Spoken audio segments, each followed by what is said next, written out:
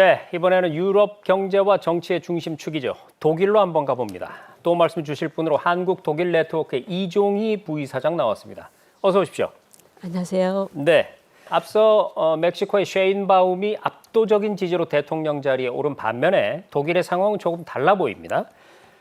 자, 부이사장, 현 메르츠 총리, 총리 자리에 오르기까지 과정이 만만치가 않았다면서요? 네네. 5월 6일이었죠. 연방의회에서 총리 선출이 있었습니다. 네. 근데 2차 세계대전 이후에 초여일이 발생을 했습니다. 지금 연방에서 이제 이렇게 다 총리도 결정이 되고 내각까지 결정된 그런 상황에서 네. 과반을 획득하지 못한 거예요. 근데 이제 그 연립 정부를 구성한 정당들은 벌써 과반을 초과하는 그런 어석이었는데 또 이탈표가 생긴 거예요.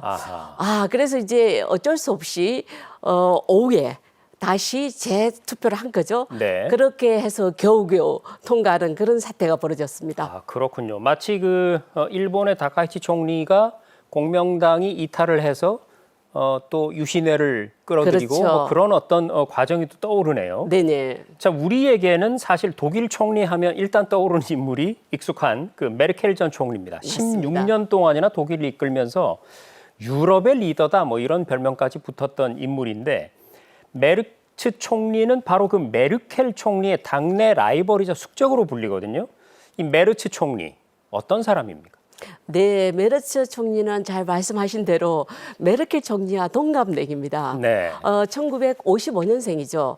근데 상당히 유복한 가정 출신이에요. 아버지도 법조인 출신이었고요. 네. 그렇게 그런데 메르켈 총리하고 두 분이서 이제 당내 경선에서 이렇게 붙었는데요. 네. 그러다 보니까 떨어지게 된 거죠. 그래서 이분이 정계를 은퇴하게 됩니다. 그래서 그게 2009년인가 그랬죠. 그때 정계를 은퇴를 하고 그리고 나서 메르켈 총리가 정계 16년 집권을 하고 더 이상 재집권을 하지 않겠다 이렇게 선언을 한 후에 복귀를 하게 되는 돌아왔군요. 거죠. 돌아와서 네. 사실상 보수 진영이 상당히 좀 와야 되는 그런 상황이었죠. 위기를 맞았었는데 그때 보수 진영을 챙기기 시작합니다. 근데 이분이 돈을 많이 벌었어요. 네. 변호사인데 떠나 있는 사이에 여러 가지 기업의 인수 합병이라든지 이런 분야로 상당히 활동을 하면서 비행기를 2대나 소유를 하고 있습니다. 그래서 거의 뭐 1,200만 유로 우리 돈으로 하면 막 179억 정도 될 거예요. 그 정도로 많은 돈을 가진 그런 분이죠. 그러다 보니까 독일 경제가 워낙 어려운 상황이죠. 네. 그래서 일부 유권자들은 저분은 사업에도 능통한 분이 아닐까. 네. 그래서 이렇게 경제를 좀 살려줄 그렇죠. 수 있겠다. 네. 그런 측면에서 이번에 조금 기대를 거는 분도 계시다. 그렇게 말씀을 드릴 수 있을 것 같습니다. 메르켈에 비해서는 상당히 강성 보수주의자로 네. 꼽을 수 있습니다. 그렇군요. 이 메르츠 총리의 취임으로 독일은 3년 반 만에 정권이 교체가 됐습니다. 그런데 정권이 교체되는 데는 다 이유가 있거든요. 보통 뭐 경기가 어렵다 이렇게 얘기를 해도 성장률이 1~2%대는 되는 경우가 많습니다. 네네. 그런데 독일은요, 2년 연속 마이너스 성장 기록하면서 The Sick Man of Europe, 유럽의 환자다. 뭐 이런 불명예스러운 별명까지 생겨버렸단 말이죠. 자, 부이사장, 독일이 그렇게 잘 나갔던 나라인데 경제 상황이 왜 이렇게 나빠진 겁니까? 독일이 사실상 경제가 위기 상황입니다. 전체적으로 유럽이 3.2% 정도 경제 성장률을 보일 때 네. 독일은 2004년 기준이죠. 독일은 0.9%. 이 정도의 성장률을 나타냈는데요. 그러다 보니까 상당히 이제 아까 말씀하신 대로 위기 상황이라는 건 알 수가 있는데요. 여러 가지 이거는 정책의 문제도 있지만 사실상 경기 순환의 문제뿐만이 아니라 여러 가지 요인이 복합이 되어 있는데요. 어쩌면은 어떤 부분에 있어서는 이런 정책들이 탈원전 그리고 에너지 정책이나 네. 이런 부분에서 많은 오류가 있었다는 생각이 듭니다. 네. 사실 그런데 독일식 경제 모델이요. 과거 한때는 우리도 그렇고 다른 나라들이 사실 이렇게 닮고 싶어 했던 모델 중에 하나였단 말이죠. 그런데 정작 이번에 선거의 핵심 쟁점은 바로 이 경제 문제도 경제 문제지만 이민 문제가 더 컸다고 들었거든요. 그건 왜 그랬습니까? 이민 문제 심각합니다. 우리가 보통 이제 저도 이제 독일에 작년에도 다녀왔는데요. 네. 제일 많이 들었던 얘기가 제가 독일에서 공부했을 때 그런 독일이 아니다는 얘기를 가장 많이 들었어요. 지금의 독일은 그때 독일이 아니다. 네네. 네. 그 얘기를 제가 가장 많이 들었는데요. 무슨 얘기냐면 그 독일에서 여러 가지로 이민자들 숫자, 이민자들이 300만 명이 넘었죠. 네. 그러니까 시리아 난민 받아들이고 메르켈 총리 때 그리고 러시아, 우크라이나 전쟁으로 인해서 더 많은 숫자를 받아들였고 네. 총 합해서 지금 독일의 이민자 수가 300만 명이 넘고 있습니다. 시리아 난민들이 중동 위기에 125만 명 정도. 네. 그리고 그 다음에 러시아, 우크라이나 전쟁으로 또 들어오고 그리고 또 불법 이민자들까지 합하면 정말 역대 최대라고 할 수 있죠. 네. 그런데 독일에서는 이민자들을 위해서 난민자들을 위해서 돈을 정말 많이 투자를 하는 거죠. 네. 그러다 보니까 우리가 하나로 따지면 한 1년에 1,400만 원 정도 일인당 네, 투자가 일 됩니다. 인당. 네네. 네. 그럼 상당히 높은 숫자죠. 그렇죠. 이 사실이 이 독일 국민들한테 알려지다 보니까 독일 국민들은 독일이 불만을 가지게 우리를 됐군요. 위한 독일인을 네. 위한 독일이 아니다. 네. 이민자를 위한 독일이다. 이런 여러 가지의 문제점이 발생을 하게 됩니다. 그래서 이민자들에 대한 그런 반발 심리 이런 것들이 사실상 이번 총선에서 상당히 큰 역할을 했고요. 네. 그 심리들을 극우 정당인 독일에 의한 대한 우리가 짧게 줄여서 대한당이라고 그래요. 네. 그 대한당이 그 심리를 파고 들어가게 들어갔다. 되는 네. 거죠. 그래서 대한당이 20%가 넘는 득표를 하게 돼서 역대 최초로 우리가 전통적인 뭐 사민당이라든지 기민당을 젖히고 그러니까 지금까지는 1, 2 정당은 보통 기민당, 사민당이었죠. 네. 그런데 이번에 처음으로 대한당. 제3당인 대한당, 네. 극우 정당이 2위를 차지하게 된 거죠. 그렇군요. 그래서 이민이 정말 이슈가 됐던 그런 선거라고 할 수 있는데 물론 그 배경에는 총선 직전에 사건들이 있었어요. 네. 어떤 사건들이냐 하면은 바이에른주 한 공원에서 네. 어린이들이 산책을 하고 있는데 거기 그러니까 아프가니스탄 출신의 이민자가 테러를 한 거죠. 그래서 그 자리에서 어린이 한 명이 사망을 하고 네. 그리고 제압을 하기 위해서 도왔던 시민이 사망한 그런 사건도 있었고요. 그리고 그 이후에 다시 미넨에서 또 아프가니스탄 출신 이민자 한 분이 차로 돌진을 해서 사람들이 다치는 네. 그런 사태가 일어났습니다. 그렇군요. 그러니까 어쨌든 이 이민자, 난민 이런 분들에 대한 그 국민들의 불만, 그 팽배한 불만을 딛고 이제 정권을 좀 트럼프 대통령도 살짝 그림자가 떠오르고요. 어쨌든 이런 쉽지 않은 상황에서 메르츠는 총리 자리에 올랐습니다. 그리고 집권과 동시에 강한 독일 이런 구호를 내걸었거든요. 이 또한 트럼프 대통령의 마가가 좀 떠오르는데 이 메르츠 총리가 말하는 강한 독일은 어떤 나라를 말하는 건가요? 예, 먼저 이민자 문제를 우리가 말씀을 드렸는데요. 네. 그래서 이민자 문제를 해결하겠다. 무슨 얘기냐면 불법 이민자들 차단하고 물론 임산부나 어린이는 제외됩니다. 그리고 이민자 문제를 처음으로 해결하겠다 이렇게 나왔습니다. 그러다 보니까 다른 정당들까지도 잠정적으로 지금 다 거기에는 동의하고 네. 법안을 통과시키겠다 이런 상황이고요.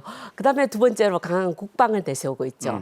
강한 국방은 지금 이제까지는 상당히 유럽이 조금 조심스러운 그런 입장을 보였다면 이분은 상당히 대담한 분이세요. 네. 메르츠 총리는 그래서 강한 국방을 내세우는 건 미국으로부터 제대로 유럽의 자주권을 형성하기 위해서는 국방을 강화해야 된다. 국방비도 정액을 하겠다. 이렇게 얘기를 하고 있고요. 그 세 번째로는 경제 부흥을 내세우고 있습니다. 전임자인 올라프 숄츠 시절에는 상당히 경제가 어려운 편이었죠.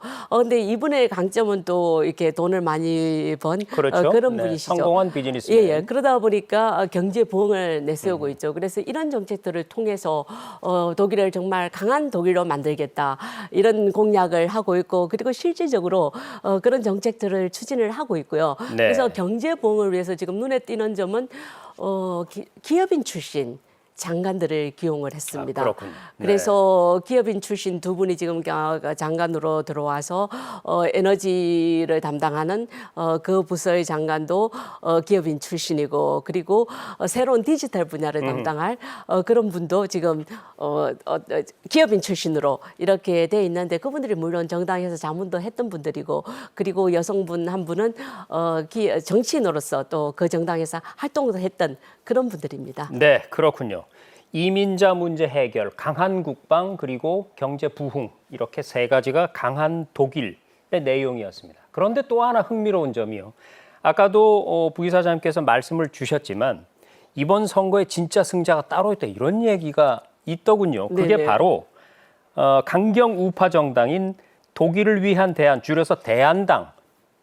미국의 일론 머스크가 공개 지지를 하면서 유명세를 타기도 했는데 이 정당이 진정한 승자라고 불리는 이유가 어디에 있죠? 네, 진정한 성자라고 꼽을 만합니다.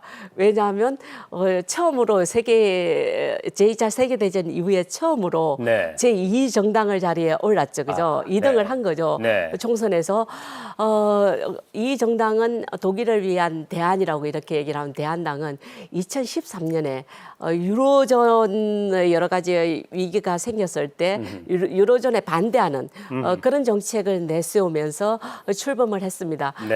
사실상 처음에는 선동주의자들이라든지 그리고 나치 추종자들 이런 분들이 주로 주축을 이뤘어요.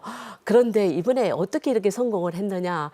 그 배경에는 가장 큰 배경 중에 하나가 오랜 기간 SNS를 정말 효율적으로 아하. 이용한 그런 정당입니다. 그래서 네. 일반 방송에 나갔을 때는 그렇게 점잖하게 얘기를 해요. 네. 근데 자기네들끼리 있을 때는 상당히 거구적인 그런 얘기를 하는 거죠. 그래서 그 정당이 이번에 이민 문제나 이런 것을 상당히 정치적인 이슈로 부각을 하면서 네. 우리 독일에서 복지 정책이나 이런 데 불만을 가지고 있던 국민들. 그리고 실업 문제라든지 그런 분들을 표를 사실상 얻게 되는 거죠. 그래서 제2 정당에 오르게 되는데 20% 정도의 그런 높은 득표율을 얻게 된 거죠. 그렇습니다.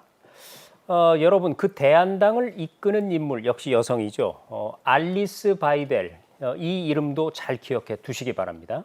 요즘 덩달아서 큰 주목을 받고 있거든요. 부이사장, 바이델은 어떤 인물입니까? 네, 바이델은 1979년생이죠. 네. 이분을 외할아버지가 사실 나치 간부 출신입니다. 근데 뭐 그러면 외할아버지의 영향을 받았느냐 그런 얘기도 나오겠는데 그렇지는 않고요. 네. 어머니가 1968년에 독일에 그 학생 운동이 많았죠. 어머니가 그 영향을 받아서 아버지의 과거 전력 때문에 그 외할아버지하고 단절을 하고 살았어요. 아하. 그렇죠. 실질적인 영향을 받지는 않았습니다. 네. 근데 대학에서는 경제학과 경영학을 전공을 했었죠. 그리고 재미있는 건 이분이 또 일본과 중국에서 또 공부를 했었습니다. 그리고 박사 논문도 중국 연금 시스템에 관해서 쓴 분이신데요. 그러다 보니 그분이 이제 컨설팅 쪽으로 많이 활동을 했었어요. 골드만삭스 잘 아시잖아요. 네. 그곳에서 활동을 하고 그리고 그러고 나서 이제 정치권에 들어온 건 아까 말씀드린 대한당이 창당할 때 들어오게 됩니다. 네. 그런데 대부분 우리가 생각하면 극우 정당 하면 상당히 과격하게 이렇게 보일 수가 있는데 네. 외모는 상당히 또 금발머리에 상당히 또 여성적인 면모도 있고요. 상당히 우아하면서도 또 냉정하고 논리적인 면을 보이게 되는 죠. 그래서 상당히 눈에 띄기 시작을 하게 됩니다. 그래서 네. 이번에 대통령 후보로도 출마를 했었죠. 그래서 이분의 정책은 사실 트럼프와 상당히 네. 유사한 그런 정책을 보이고 있습니다. 그래서 네. 또 뭐 독일에서 원전 문제가 상당히 이슈가 되고 있는데 탈원전에서도 다시 그것도 다시 복귀해야 된다. 네. 원전도 다시 지어야 된다. 그리고 유로에서도 탈퇴를 해야 된다. 이런 여러 가지의 정책들을 내세우고 무엇보다도 반이민 정책 대표적인 이슈라고 할 수가 있습니다. 그렇습니다. 앨리스 바이델이라는 이름 여러분 잘 기억해 두시고요. 메르츠 총리 조금 전에 살펴봤다시피 강한 독일을 내세웠습니다. 근데 그보다 더 강한 독일을 내세우는 이 대한당의 부상 당연히 눈여겨볼 만하고요.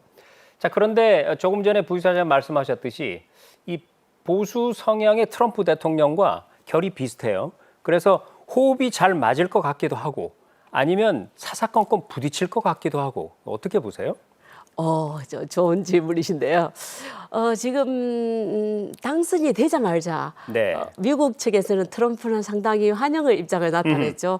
그래서 왜냐하면 메르츠가 내세웠던 총선의 공약이 트럼프 공약과 거의 유사한 점도 있습니다. 반이민 정책이라든지 이런 부분에 있어서는 네. 상당히 유사하죠. 그러다 보니 탈원전도 마찬가지고 탈원전 정책에서 다시 돌아와야 된다 이런 것들이 그런데 제가 보기에는 부딪힐 가능성도 있습니다. 왜냐하면 메르츠는 그렇게 만만한 분이 아니세요. 네. 그리고 이분은 담대한 면이 있습니다. 그래서 그 전직 총리 솔츠 총리가 상당히 조금은 조심스러운 네, 우유부단함. 성격이었다면 이분 같은 경우에는 상당히 담대한 면을 보이고 있죠. 그래서 눈여겨보아야 될 발언 중에 하나는 워싱턴도 모스크바와 크게 다르지 않다는 얘기를 해요. 네. 그래서 서로 협력을 하면서도 또 유럽의 이익이라든지 독일의 이익을 위해서는 제 목소리를 낼 그를 네. 리더라는 생각이 듭니다. 그렇습니다. 네, 그러면 이제 시간 관계상 마지막 질문을 묶어서 드려야 될 것 같습니다. 독일의 제조업 경쟁력, 기술 혁신 뭐 이런 과정들 대한민국의 뭐 한강의 기적 비슷한 면이 많이 있고요. 닮은 점이 좀 많은 그런 측면이 있는데 메르츠 총리가 집권한 이 독일과 대한민국 앞으로 어떤 분야에서 어떻게 좀 협력을 펼쳐나갈 수 있을까요? 사실상 상당히 닮은 점이 많은 그런 국가라고 할 수가 있습니다. 양국 협력에 관해서는 저는 크게 네 가지로 꼽고 네. 싶습니다. 첫 번째는 에너지 전환과 탈탄소 협력이 주요 분야로 꼽을 수가 있겠습니다. 독일도 마찬가지로 에너지 안보 재편을 주장을 하고 있고요. 네. 우리는 수소, 원전, 재생에너지 확대 정책을 추진하고 있지 않습니까? 네. 그래서 이런 분야에서 협력이 필요하고 또 될 것 같다는 느낌이 듭니다. 두 번째입니다. 첨단 제조 그리고 AI 산업 분야입니다. 독일의 강점이라고 하면은 스마트 팩토리 그리고 자동화 기술이 있죠. 네. 우리는 어떻습니까? 반도체. ICT 기술이 있지 않습니까? 네. 이 분야가 서로 결합할 경우에 상당히 큰 시너지 효과가 나라는 생각이 듭니다. 그리고 세 번째입니다. 세 번째는 방산이나 안보 네. 협력 분야죠. 이 분야에서도 상당히 또 서로가 보완할 수 있는 부분들이 많이 있죠. 그래서 이 분야에서도 서로 부품 교류를 한다든지 기술을 개발한다든지 그리고 그렇게 해서 여러 가지의 협력 가능성이 열려 있고요. 네, 강한 마지막입니다. 독일하고 네네. 괴가 맞아 들어가는 그렇죠, 부분이죠. 그렇죠. 네. 예, 마지막입니다. 인구 노동력 정책 교류 분야입니다. 지금 저출산과 고령화 문제 양 국가가 공동으로 안고 있는 맞습니다. 그런 과제입니다. 그리고 독일은 직업 훈련 분야가 우리가 이중교육제라고 이렇게 통상 번역을 하는데요. 그리고 우리 한국의 그 인재 양성 시스템이 결합될 경우에 청년 고용과 기술 인력 확보에도 큰 시너지 효과가 날 것 같습니다. 네, 메르츠 총리 체제에서 다시 한번 도약하는 독일의 모습 그리고 대한민국과 한 단계 높은 협력을 맺어가는 독일의 모습을 기대해 봅니다. 지금까지 한국 독일 네트워크의 이종희 부의사장이었습니다. 고맙습니다.